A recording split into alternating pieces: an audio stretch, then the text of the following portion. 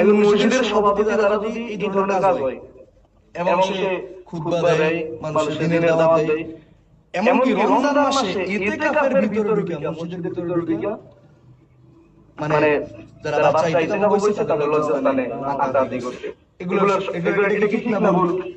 ঠিক। এর স্ত্রী আছে, দুইটা ছেলে আছে, ছেলে থাকার পরও এগুলো করে। তুই এগুলো স্বীকার করস?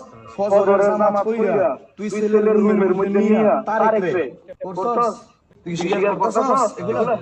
এবং আরেকটা ছেলেকে ইমামের টেকপাড়া মসজিদে ইমামের রুমের মধ্যে নিয়া তারে একাকী পাইয়া ছোট্ট নাবালক শিশু তারে পিছনের রাস্তা দিয়ে তুই সঙ্গম করছস, এটা কি তুই স্বীকার করস?